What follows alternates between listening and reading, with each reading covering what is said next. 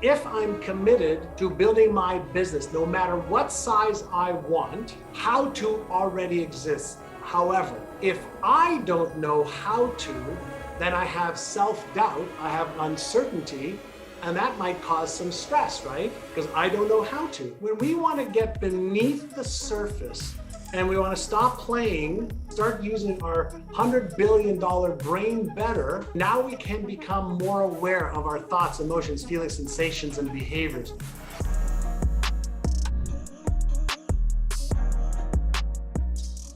Help me break through for the guy that's not succeeding. What is the difference?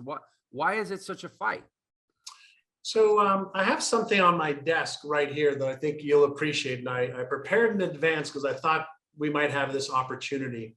Oh, So let's ask ourselves a question, okay? We get a right frame on this. And I like to use Rubik's Cubes as examples, right? I got I'm a Rubik's Cube like junkie, right? wow. Okay. So I got Rubik's Cubes, big ones, small ones, complicated ones. And my question is this. Is it a fact that if everybody watching or listening to us right now, a fact, we commit to learning the algorithm to solve the 2x2 or the 4x4 or the monster, if we commit to learning how to do it, the how to exists right now? Yes, that is a fact. That's a fact. So somebody, some book, some coach, some expert, some school, some program can show me the algorithm to solve the 2x2. Well, what if we said the 2x2 is for somebody who wants to make, let's say, 25 grand a year, 3x3 is 100 grand a year, 4x4 is 500 grand a year, million plus a year. You want $1 billion business? Right. Okay. The complication, sophistication, a little bit different. So here is the first thing to understand. If I'm committed to building my business, no matter what size I want, how to already exists. However, if I don't know how to, then I have self-doubt, I have uncertainty, and that might cause some stress, right? Because I don't know how to. So here's what we know about the human brain. When I, as a human being, have self-doubt, uncertainty, stress, anxiety, that is an effect that works like this. When the demand exceeds my current capacity, when the demand exceeds my current capacity, my motivational circuit in my brain deactivates. The behavioral circuit in my brain deactivates, and I default to my highest level of training, skill, and comfort zone. So, lesson number one, in addition to upgrading my skill set to match the task at hand, okay, there are three other things that chances are will get in your way. So number one is this. What if I have a fear of failing? What if I have a fear of being rejected, ashamed, ridiculed, or judged? What if I have a fear of doing my best, okay, and disappointing myself or my family or my children, whatever the case might be? So let's go to what do we know about the fear circuit? So even if I am gaining the knowledge and the skill, but I don't know how to regulate this circuit called fear, then guess what I'm going to do? Chances are, just based on human neuromechanics, chances are I am going to go back to homeostasis or my comfort zone. It's just a biological trigger that happens in billionths of a second. So fear can get in my way, even if I have or I'm gaining the knowledge and skill. What if I have this vision and goals and my big why, and I've got the knowledge and skills, but somehow from the time I was born or in my childhood or even adulthood, I started to have this self-concept, this self-image that I really don't deserve that. A hidden self-image, or I have a hidden or even a known, self-confidence or self-esteem issue. There's a disconnect between the vision and goals that I consciously want, but a self-image disconnect at the subconscious level. I may take inspired action one day, I may achieve some successes, and then I will sabotage and procrastinate because my brain is calibrating coherence so it feels comfortable and I feel comfortable. I don't have stress or anxiety. So now I have knowledge and skills could be in my way, fears could be in my way, self-image, self-worth, self-esteem could be in my way. What about limiting beliefs or beliefs that limit me? What if I believe that I'm too young, or I live in the wrong part of town, or I'm too old, or I don't have enough of this or too much of that? What if I have limiting beliefs? What do we know about the neuromechanics of beliefs? We know that beliefs drive behaviors. So if I have a limiting belief, then guess what I may do? I may have the knowledge and skills. I may know how to manage my emotions, but if I have a limiting belief, then I'm going to be held back. So when we're talking about the human brain, it's a lot more complex than 2 by 2. And we have to understand that maybe we just need to learn how to operate our brain better. And with that said, the ultimate question is this: was any human since the beginning of time ever born with any beliefs, any self-image, any habits, or any fears? Zero, not one human being. So the question is, what is the habit in the brain? Do we know where it is? Do we know what turns it on and turns it off? Do we know how to stop a bad one and start a new one? What is self-image? Like, where did I get this concept of myself that I'm not good enough? Really? Maybe you just didn't learn that God was what created you in his or her image, however you want to look at it. That means God is within you. And that means that the spiritual essence of who and what you are is infinite, omnipotent, omnipresent right now. Oh, maybe if I could shift my awareness of, who I really am versus, what my childhood said that I was, or my parents or teachers, or whatever religious group I was a part of, or my brothers or sisters. What if like Santa Claus, some of these ideas are made up? What if like the tooth fairy, it's a belief that may have been fun for a while, but just no longer serving you? So when we want to get beneath the surface and we want to stop playing, okay, as if we're in kindergarten and start using our $100 billion brain better, okay, now we can become more aware of our thoughts, emotions, feelings, sensations, and behaviors. Now we can understand that the effects, the results we're getting, health, wealth, relationships, career, business, are nothing more, yes, of the behaviors we take or we don't take, but those are driven by our beliefs, our self-image, our habits, and our ability to regulate our emotions. Oh my, now we're getting a little bit more sophisticated in this game of life. And so I like to play the game at the place where effect is something that we're observed, but cause is what we want to be masters of. So I'm taking a few notes, John. You kind of identified 4 things that, and correct me if I'm wrong, they were beliefs, limiting beliefs, right? Fears. There's 50 different types of fears that automatically can hold us back. There's self-image, self-worth, self-esteem. Okay. Right. And a lack of knowledge and skills for the task required. These all activate something called the sympathetic nervous system, which you're very familiar with, Jeff, which is our stress response. Right. And so when the demand exceeds our capacity, the sympathetic nervous system is activated. For the average person whose sympathetic nervous is activated, they're fighting, fleeing, or freezing, right? Right. That's the average person. But for a trained person, they're in a state of awareness. So they're not in a reactive state. They're in a state of awareness where they can respond.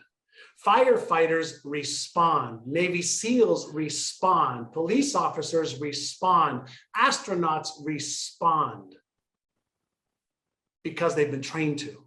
Mm-hmm. So when we get into the world of high performance, whether you're a high performance CEO, entrepreneur, athlete, musician, whatever the case might be, it's not practice that makes perfect, right? It's the perfect practice that makes perfect patterns. And the perfect patterns that are reinforced become automatic. The automatic patterns you don't have to think about. You're just, that's why you take somebody like you or me and take away everything you have, everything you have of an asset, okay? Everything, to take it away. Within short order, it won't take you as long to have it back. Right. Me either. Stick me in any city with or without a computer, with or without knowing the language of that city, or maybe just some clothes on our back. And within days, we will know the landscape and we will know how to make money and survive and thrive. Take somebody who's never earned it, okay? Lottery winner, give the lottery winner $100 million. 3 to 5 years, $100 million is gone for almost 90% of them. Why? Because they don't understand the mindset pattern, the emotional regulation pattern, the behavioral pattern that it took to get there. So now they are lost, right? We're talking about, the neuroscience of success is really where I've been playing for many, many years, is how do we make this predictable versus possible? Mm-hmm. Yeah, I think the lottery statistics are so interesting. I've studied them myself, and it's not, the thing that really jumped out at me about this whole concept of the lottery winners, it's not so much that they don't hang on to all the money. They're actually 5 times more likely to end up with a negative net worth. They're 5 times more likely to end up bankrupt. Yeah. So, because it's like, oh, I got $100 million and yeah, I'm going to blow 50 of it. And then I'm going to go, oh crap, I'm blowing my money. I should stop and maybe park it in a savings account. No. They go all the way through the floor. Yeah. Into negative net worth. You're 5 times more likely to declare bankruptcy. Yeah. After you win the lottery than an average person. It's pretty striking. So there's a reason for that too, though. There's a reason. Yeah, tell us. And in the lottery winner world, 95% of those who have lost all their money said that winning the money was the worst experience of their life. Yeah. Right. But if we understand, like, why does that surprise us? What's the responsibility of this brain of ours? Number one is safety and security. Number 2 is to avoid pain or discomfort. Number 3, to conserve energy. Number 4, to gain pleasure. But right along with that is this. Its number 1 responsibility is to make sure that my outside world of results matches my internal map of reality and expectations. Mm-hmm. So if we have a positive world out there, but a negative expectation here, we have positive, wonderful things out here, but a negative pattern of what we believe we deserve, it causes too much chaos. And it causes too much disruption, and it causes people to overdrink, use drugs, and do things to calibrate the problem they're having with regulating this emotion that their brain is activating these neurochemicals. But because they haven't learned how to upgrade the success to match the identity, or to upgrade the identity to match the success, there's an internal battle between the conscious results and the unconscious patterns, and the unconscious patterns will win 99.9% of the time. I have a friend who's a retired Navy SEAL, and he does a lot of work on trauma. And he basically defines trauma as the brain's recognition of its own loss of control or lack of control. That when we do not have the ability to control our external environment to make it match our internal expectations, we experience trauma. And in that context, to the person who has been, sort of inculcated a certain way, and then all of a sudden they win the lottery, that's actually a deeply traumatic experience for them. There it is. Because suddenly their external world doesn't resemble their internal world, and they're literally, from post-traumatic stress, unconsciously scrambling to get the world back to the world that they can make sense of when they didn't have any money. It's a traumatic experience. So traumatic experiences can be, something super negative that's happened and something super positive that's happened that you have no idea how to control. Totally agree with it. Yeah. And we love predictability, right? What is our brain doing consistently? It's predicting, okay, what might happen in the future based on this idea or this vision or goal that we have or circumstances, predicting into the future. We're feeling the negative potential consequences in the present moment, and that's what we're actually moving away from. That's what we're up on my desk. You see my Frankenstein's monster and my Einstein brain. Right. Well, we have these two parts of our brain. Right prefrontal cortex is what I call the Frankenstein's monster. Left prefrontal cortex is the Einstein brain, the imagination. I want this, I can have that. This could be amazing. We can make a difference, be such loving, caring, kind, giving people in the world. But then Frankenstein's monster is going, what if you fail? What if you're rejected? What if you succeed and fail? What if you're disappointed? What if you lose your money? What if negative? That is part of what our brain actually does for survival and safety. Now, here's the challenge. What do you think happens to somebody who gets into a car that doesn't know how to use the brakes and the gas properly? It's bad. We've seen it on television, right? Go, stop, jerk, this, that, crash. Well, there's nothing wrong with how our brain works because functionally, every brain works the same. Is it possible we're just not very good drivers or operators? So you're saying Einstein brain is or I guess it'd be on this side, is the gas, Frankenstein brain is the brake, and we just need to learn to use them correctly to get where we're going. And the Frankenstein's brain is hyperactive for safety and security. Frankenstein brain is hyperactive for avoidance of pain or discomfort. Frankenstein brain and other parts of the brain is active to conserve energy, not expend energy, right? That's just how our species has survived and advanced for so many years, for the most part. Hey, sorry for the interruption. I just wanted to let you know you can get a free copy of my book, The Millionaire Shortcut, which shows you the fastest way to become a millionaire in the new economy. And there's a special link just for this episode in the description. So thanks for tuning in, and I hope you enjoy the rest of the episode. If you don't mind, start with that street kid. You know, you've got an amazing story yourself, and can you tell us a little bit of it? Sure. The street kid part came as a result of not doing well in school and hanging with a bunch of misfits. My parents had moved from Israel to Montreal. I went to grade 1 and fell 2 years behind because of the language. I didn't understand English or French, which is the dominant languages there. And so I quickly fell behind in school. Didn't think I was smart enough because I wasn't doing well on even the small tests that were done. And you spoke Hebrew? I spoke Hebrew when I was born, yeah. And then I had to learn English and French.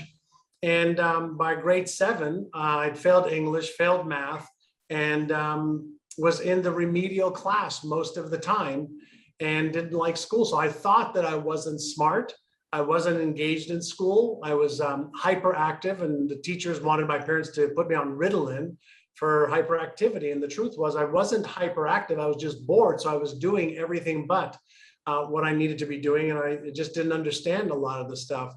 So I ended up doing a lot of shoplifting from the age of 12, 13, 14, all the way to 17. I was doing breaking and entries, shoplifting, selling drugs, importing drugs from Florida as part of a little gang that made some money on the streets.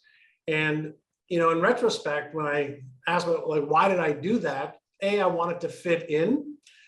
B, it gave me some sense of control that I was doing something worthwhile, even though it's a little bit, you know, crazy to think that. And I put some money in my pocket, and coming from a home where there was never enough money, there was always a lot of fighting about the lack of money.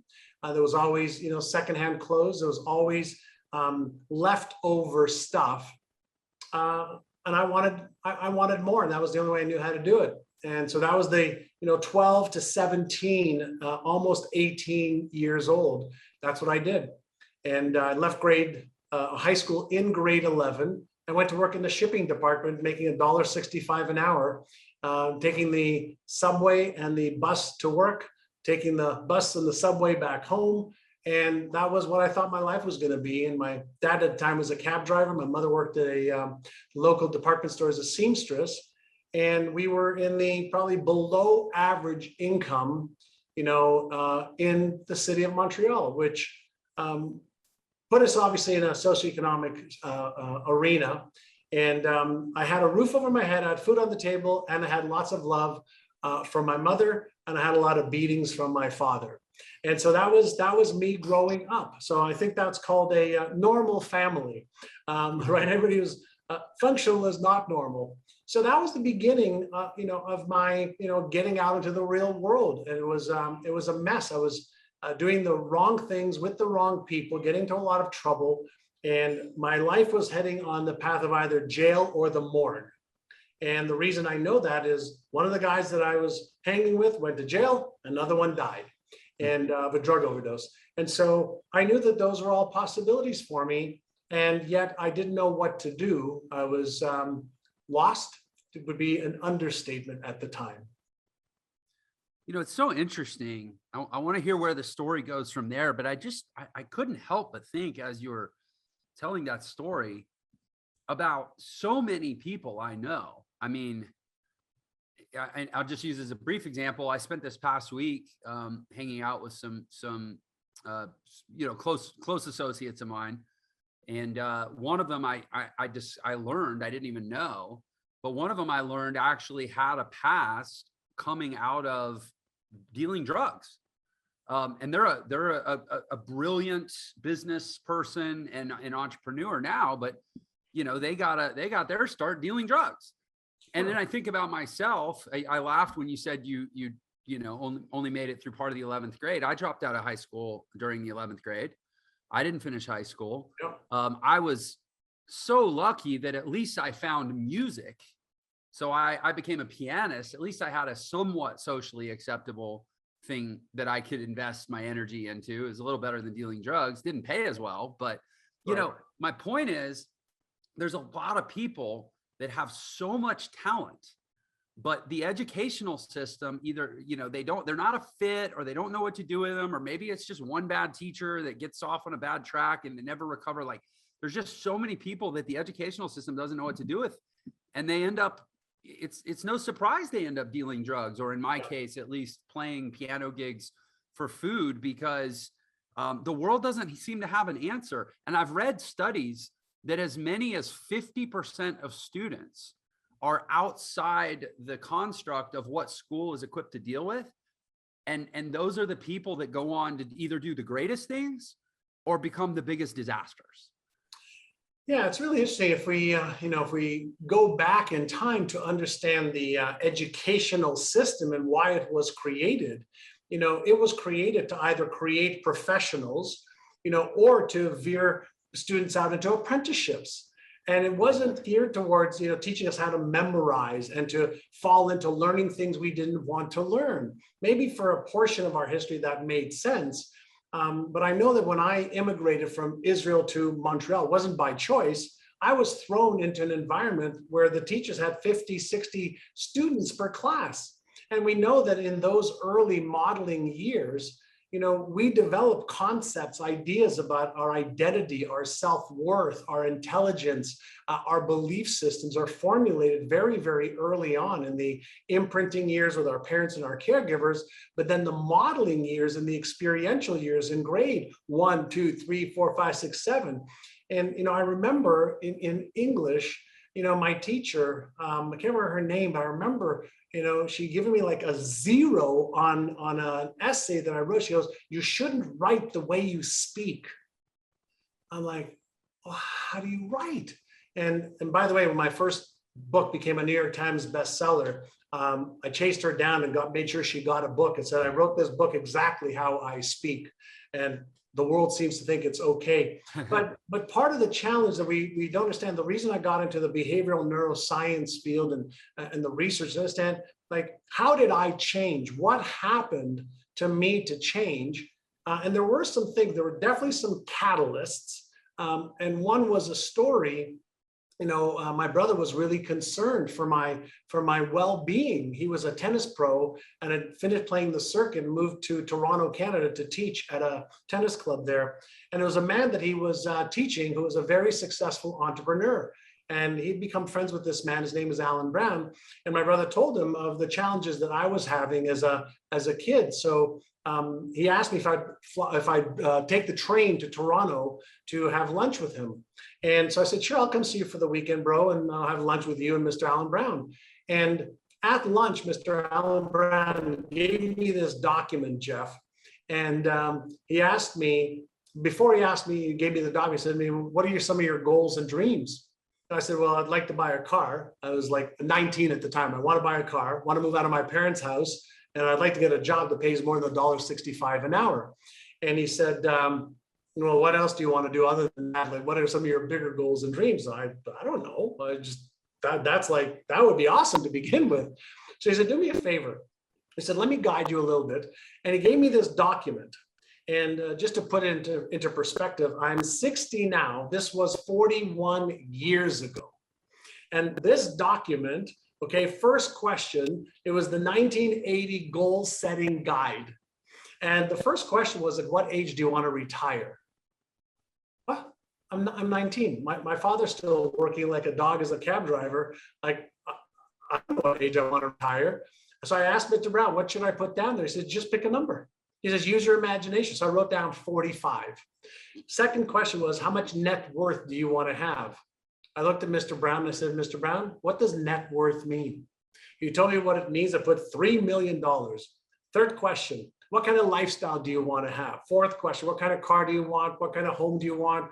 What kind of clothes do you want? Who do you want to help out in life? What kind of contributions do you want to make? I just wrote down stuff, Jeff, that I just used my imagination, and I might as well have pulled it out of my you-know-what.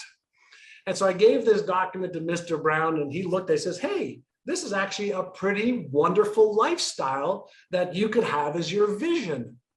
He says, now I'm going to ask you one question, and the answer to this one question will determine whether you achieve every one of these things. And as you can imagine, I'm thinking in my head, yeah, right. One question, we'll see if I make $3 million, 45-year retirement, have a Mercedes, have a 4-bedroom house, travel the world first class, retire my parents, et cetera, et cetera. And he leans in, Jeff, and he goes, son, are you interested in having this lifestyle, or are you committed? I said, what? Am I interested or am I committed?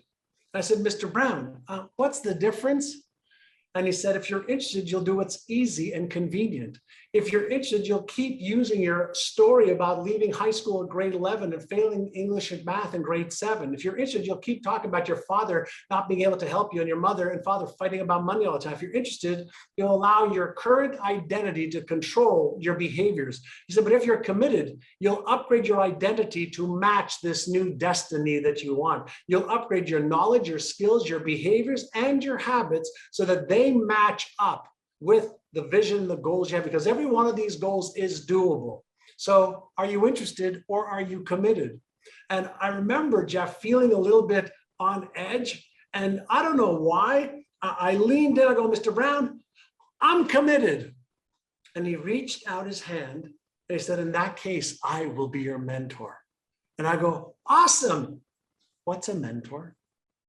And he shared with me, a mentor is somebody who can guide you on what to do, what not to do, how to overcome, your past, how to start planning for your future, how to upgrade your knowledge and skills to achieve every one of those goals. And so in that moment, saying yes to myself to go to Toronto, meeting this guy for lunch, saying I'm committed, shaking his hand, my life changed because now I had somebody who has done it, who was doing it to guide me. And so I moved from Montreal to Toronto, and I'll keep the story short because there's a whole bunch of stories within the story.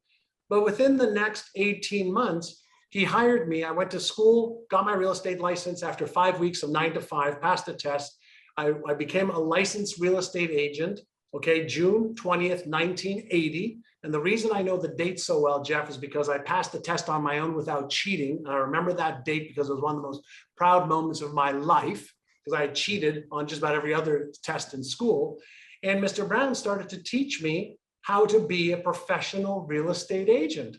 And over the next 18 months, with his guidance, learning what I needed to learn, I earned $180,000 selling real estate on commission only. I was 19 and 20 years young. And that was the beginning of my life changing and really understanding, wow, I can change my brain to change my life. And I didn't know it then, but the practices that Mr. Brown had me do led to some, building of my own companies, over the last 40 years. And we may get into that or not. Well, I suspect we will. First of all, thanks for filling in the details on that story. Incredible story. Incredible in two regards. One, it's incredible because you had an incredible transformation. Two, it's incredible because it's actually in some ways very ordinary. You were a struggling kid. You met a successful guy. Successful guy told you, hey, you can change, and here are a few ways to do it. And you did it. And imagine that your life went differently. Like people, I think, on the one hand, we celebrate and we almost idolize these amazing stories of transformation. And to some degree we should, because there's great human effort at the center of any one of them. But in another way, I think we do ourselves a disservice by idolizing them, because actually what you just described could just easily happen to anybody, whether they were 19 or 59. You got it. So maybe talk about the ordinary aspects of like what really happened for you in something that's formulaic and transferable for anybody else. Yeah. So a couple things. I'll share something with you that I have on my desk. It's called my Exceptional Life Blueprint. And in this blueprint, okay, right now, there's pictures of my current life or the life that I desire, and I blend it. There are my goals for 2021 and beyond for health, wealth, relationships, career, business, finance, travel, experiences, contribution. I have about 55 pages in here. Now, why do I have this, at 60 years young? Well, you remember that document that Mr. Brown had me fill out initially with my 1980 goal setting guide? Of course. After I got my real estate license, we took that guide, we converted it into a document with my vision, my goals, the knowledge, the skills, the beliefs that I needed, and the strategies and tactics and behaviors required to fulfill that. And every single day, when I came into the office, I had to be in at 8 o'clock in the morning. I had to sit down and review the vision and the goals and the strategies and the tactics and the beliefs and the habits required to achieve those goals every single day. And what Mr. Brown had me do was what he said, train my brain to see these things as if they are real now. Train my brain to believe that I can achieve these things. Train my brain through the habits that he had me do every single day to achieve the goals that I wanted to achieve. So he didn't just tell me, have a vision and goals. He didn't just have me write it down. He had me review it every day. And today, what I teach all my students is that's called cognitive priming. And here's just a little bit of a lesson. Whenever we have any pattern that we repeat, we actually are creating a pattern in our brain. The patterns that we reinforce go from conscious effort to subconscious pattern to become automatic. Now, why is that important? Well, it's important because in the world that we live in, where we have 6,200 thoughts a day of our own, where we have thousands of messages coming in through social media, television, radio, texting, etc., if we don't give our brain the priority of what we want it to focus on, it gets distracted.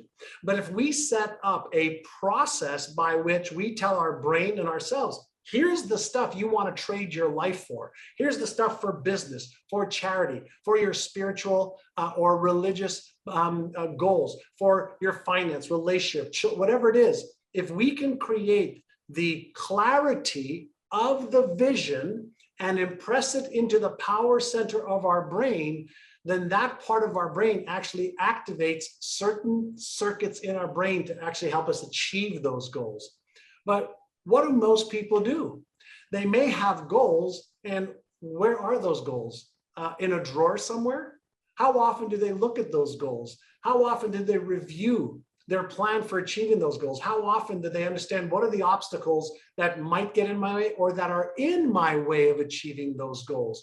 So most people set goals at the end of the year, beginning of the year, and then looking at the, at the end of the year going, well, I didn't achieve it. Well, how does an airplane get from Las Vegas to New York or Las Vegas to London, right? It sets the destination first, right? And then the autopilot adjusts millions of times along the journey, okay, in order to get to the final destination. That's how an automatic pilot works in a guidance missile system, in an automatic pilot on a yacht, a boat, or an airplane, and in human. Yeah, if I can interject, that because I happen to know this, that an airplane or a missile, for that matter, is actually off course. Correct. Like 98% of the time. You got it. And so there's these consistent corrections, right? And there's something in our brain, it's actually called the error detection mechanism, right? That can actually help us calibrate like a GPS system when we know how to get it to work for us. And think about this for just a moment. With 6,200 thoughts a day, and the average person's thoughts are 90% negative just because of how the brain works. If we don't understand how to auto-correct and let go of the automatic negative thoughts or the automatic negative emotions, and even the automatic negative behaviors or destructive, disempowering behaviors, then by default, we are reinforcing the patterns that we don't want. So early on, at 20 years young, he gave me a process to train my brain as he upgraded my skills, initially to be a real estate agent and then to be a CEO of my own company. Wow. It is incredible. I mean, what you're describing, first and foremost for me, because the impact that you can have on young people. And my wife is a real advocate. She's like really passionate about teenagers, and she's an advocate for teens. And we talk all the time about what a world-changing difference you can make to just be a positive influence on a young ball of potential called a teenager or just a young adult. It's incredible that somebody did that for you. So I guess two things. One, I'd like to know what were some of the things that he took you through during that transformational kind of phase? And also, I'm curious, how resistant were you to it based on your life experience up to that point? Did you fight the process, or were you more amenable? I'd gotten myself into so much trouble with the law. I'd embarrassed my parents and my sister at the time. So my brother was traveling around the world playing tennis, so he didn't really face the embarrassment, but I'd embarrassed them so much because, I mean, I know they loved me. I came from a good family, maybe ignorant, but a good family. But the things that I was doing was embarrassing them and embarrassing me. And so once I met Mr. Brown, I was open to learning. And for me, it was more of, this didn't make sense to me. So I'll give you an example. Here I am, 19 years young. He's got me reading this document every freaking day.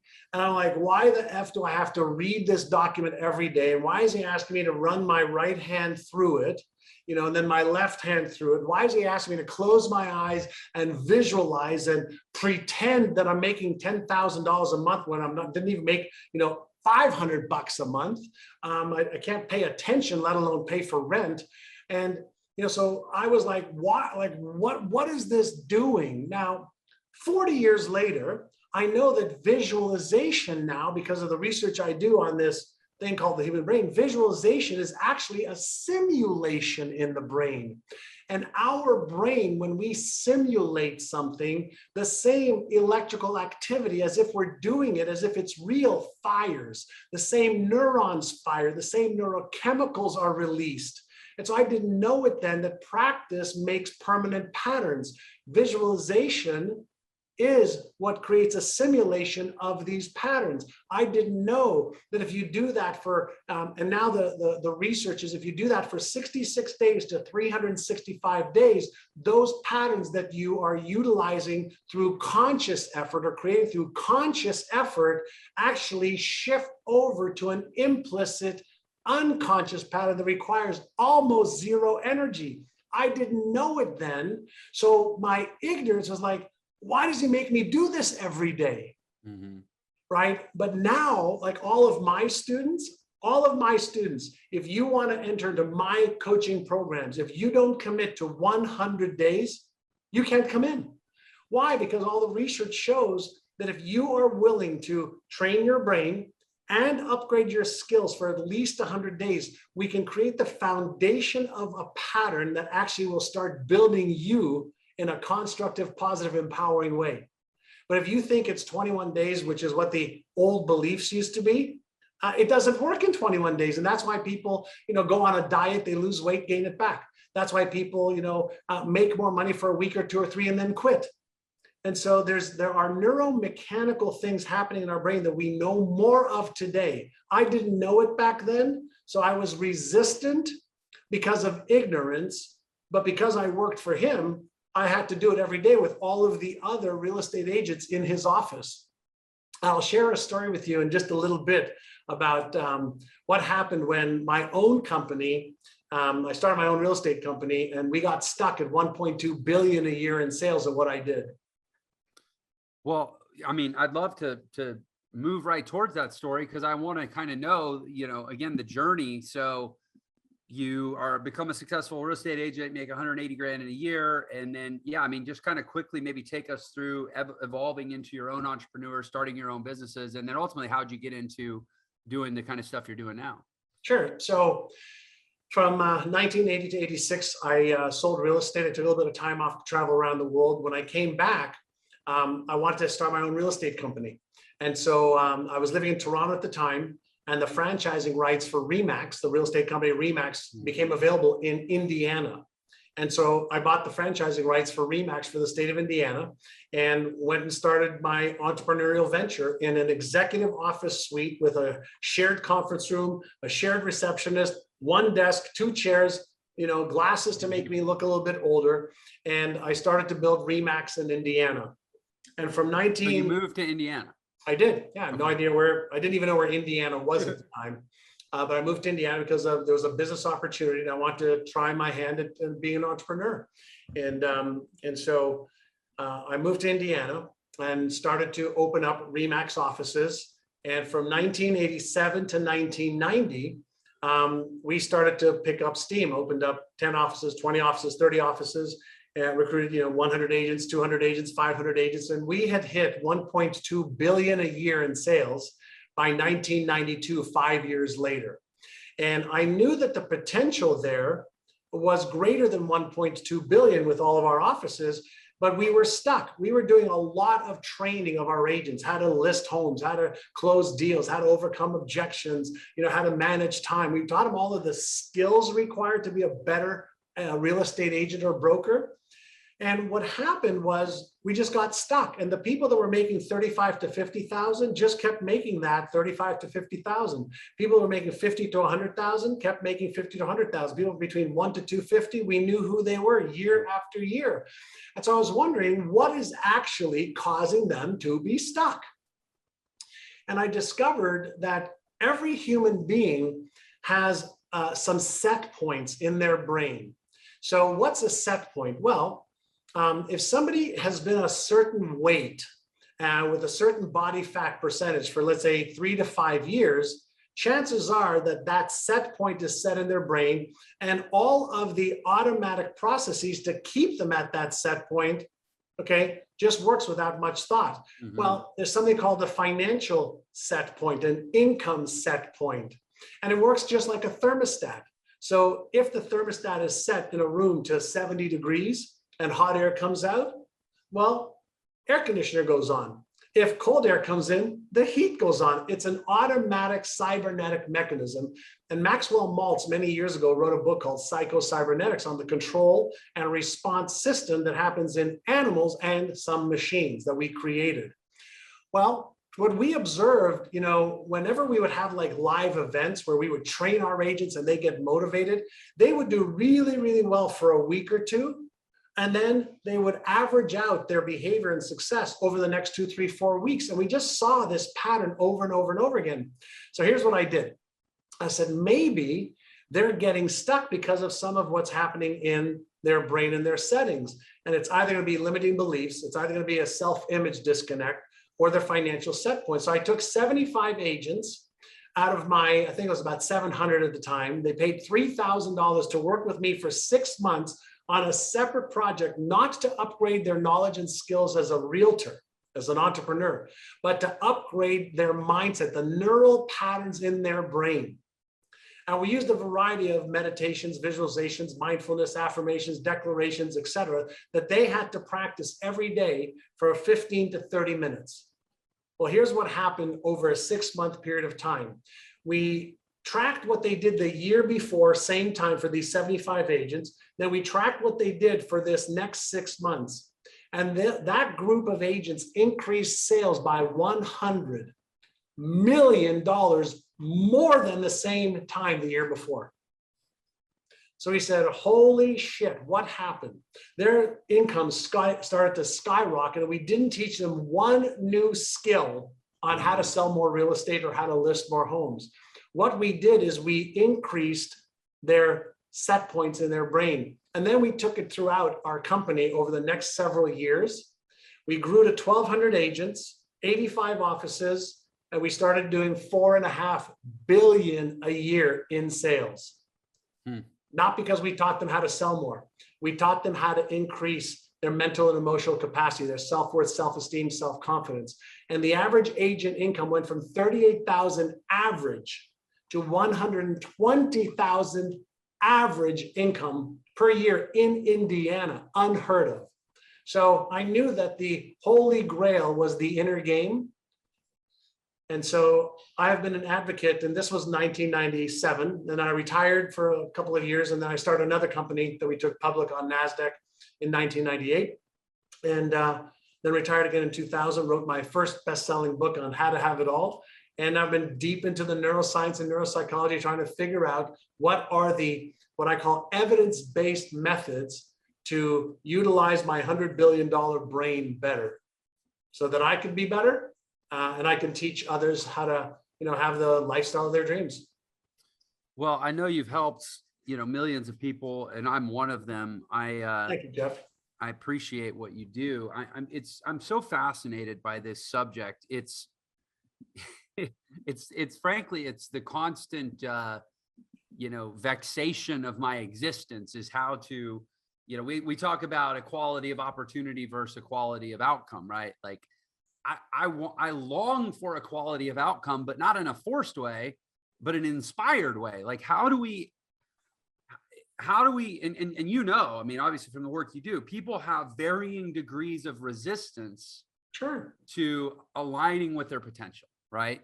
And as I own an entrepreneurial education company, right? I'm teaching tens of thousands of people many of whom have had jobs their whole lives, how to veer out of the trading time for money mindset into I'm going to take all the responsibility and it's all going to be on me. And if I win, the upside is greater. But if I don't, if I just do it the way I used to do it, I won't. And then I'll just be frustrated and disappointed. Right. And so I'm always trying to get people to buy into what they're capable of, not just what they've done in the past. And I find, I'll say that I have varying degrees of success. So when I meet a guy like you, I'm like, oh my gosh, what's the magic bullet? Like, how do you, I've been around communities of tens of thousands of people where, like, I come from the affiliate marketing world, and as an affiliate marketer, even in real estate, you could say, oh, well, so-and-so, they're zoned to a better school district. So their kids go to school with other kids whose parents make more money and have nicer homes. So it's naturally easier for them to network into nicer neighborhoods and list nicer houses. Like, not everything's equal, but as internet-based affiliate marketers, we are all playing the exact same game. And yet I'll be in communities where you have some people that make millions of dollars a year, and you have other people that literally can't make one single sale. They can't get a single funnel to convert to save their life. Yeah. And I know it's all the inner game. Tell me a little bit about, I know we're about out of time. I want to make sure you have a moment to really share about NeuroGym, the business that you're running now. And I know also you have an event coming up, which by the time this airs will be in the past, but I think people can still access it because it's an ongoing thing. So, and that's Brainathon. So maybe talk a little bit about NeuroGym and Brainathon before we have to wrap. Yeah, sure. So if anybody just types in brainathon.com, every year I bring in a group of brain experts, success experts that really understand how to win the inner game, how to overcome the mental and emotional obstacles that hold us back. You know, what's the right way to set goals so you achieve them instead of sabotage and procrastinate. And so if somebody goes to brainathon.com, they can sign up, and it's free. And this year's experts, we're going to have Dr. Lisa Feldman Barrett. We have John DeMartini, Lisa Nichols, Jack Canfield, Marissa Peer, and myself, and another gal by the name of Nirka. And they can sign up and watch the Brainathon. And it's usually about a 6-7 hour training. And that's something that we do every single year. And then I started my company, myneurogym.com, because I recognized that just like we exercise, and you and I talked about this before, right? Just like, you know, we exercise to strengthen our muscles and our internal organs and systems, ligaments, etc. Nobody was teaching people how to strengthen their mind and their neuromuscles. What if I shared with you that focus is a neuromuscle? Awareness is a neuromuscle. Your habits are neuromuscles that either empower you or disempower you, are constructive or destructive, are positive or negative. We all have them. Well, what if you could strengthen your muscles so that you achieve success faster? What if we could do for the brain what we do for the body and for the systems in the body? So I started myneurogym.com. I started to create trainings for people to strengthen their neuromuscles. I wrote my newest best-selling book called Inner Size, which is right up there. Exercise to strengthen your body and muscles, inner size to strengthen your neuromuscles.